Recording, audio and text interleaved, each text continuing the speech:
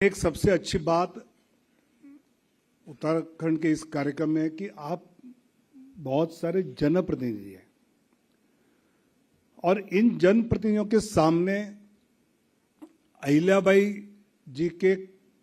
काम के बारे में चर्चा होना, यह आज भी हमारे जैसे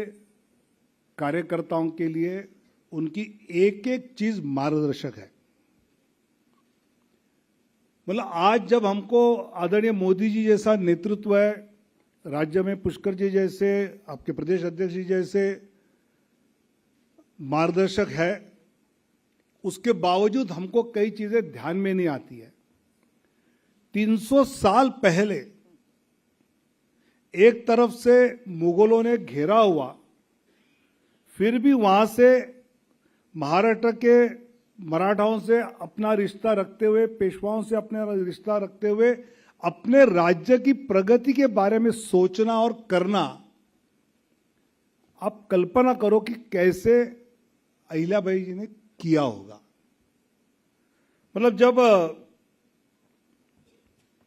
अहिल्याबाई जी का होळकर परिवार में ब्याह हुआ, वो तो किसान की बेटी थी जैसे बताया, और उस गांव में जब राजा होळकर जी आए तो 8 साल की ये बच्ची कुछ अपना भगवान का ये कर रही थी, शंकर भगवान का, तो सब बच्चे दौड़ते हुए राजा को देखने गए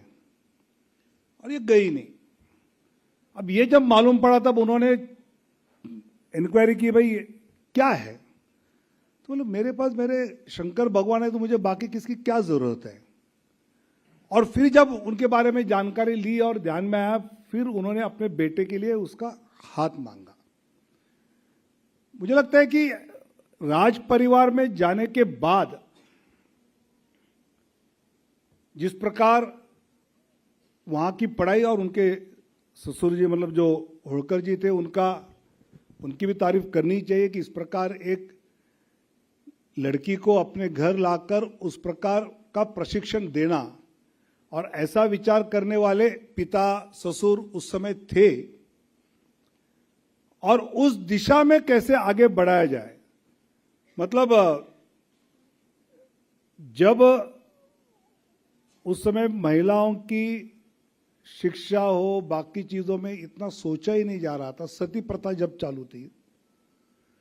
उस समय ऐसे अपने घर आई बहू को इस प्रकार का प्रशिक्षण देना, और वो प्रशिक्षण देने के बाद वो अहिल्याबाई ने अपनाना और उसका उपयोग अपने आगे राजकारभार में करते रहना, ऐसी कई चीजें हम जैसे जनप्रतिनिधियों ने पढ़नी चाहिए।